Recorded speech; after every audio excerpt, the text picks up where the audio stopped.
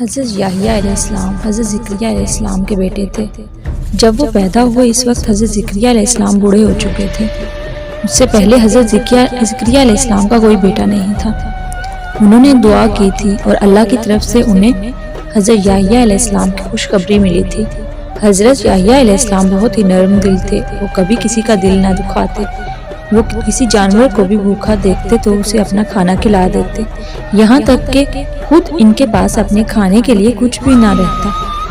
حضرت یحییٰ علیہ السلام کو بچپن سے ہی پڑھنے کا بہت شوق تھا۔ اللہ تعالیٰ نے چھوٹی سی عمر میں ہی بہت بڑی ان کو ذہانت عطا کی تھی۔ حضرت یحییٰ علیہ السلام کی زندگی سادگی کی مثال تھی۔ وہ جو ملتا کھا لیتے، کئی بار پتے اور جنگلی پھل اور جڑی بوٹیاں کھا کر پیٹ بھر لیتے۔ اللہ تعالیٰ نے حضرت یحییٰ علیہ السلام کو اپنا نبی چنا تو وہ عام لوگوں کو اللہ کے احکام سمجھانے لگے، اور وہ سمجھاتے کہ اے لوگوں، اللہ کا ہر حکم مانو اور غریبوں کا بھلا کرو، ہمیشہ سچ بولو اور دوسروں کو بھی نیکی کرنے کا کہو۔ وہ دور دور جا کر لوگوں سے بھی ملتے اور ان سے اللہ تعالیٰ کی عظمت کا ذکر کرتے۔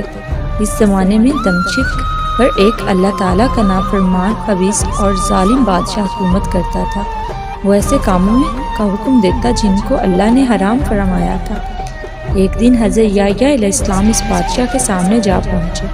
انہوں نے اسے ظلم سے منع کیا اور انصاف کرنے کو کہا۔ ظالم بادشاہ نے حضرت یحییٰ علیہ السلام کی بات نہ سنی۔ بادشاہ نے اپنے سپاہیوں سے حضرت یحییٰ علیہ السلام کو شہید کروا دیا۔ اللہ تعالیٰ نے بادشاہ کو اس گناہ کی سزا دی۔ اللہ تعالیٰ نے بادشاہ اور اس کے تمام اہل و عیال کو زمین میں دھنسا دیا۔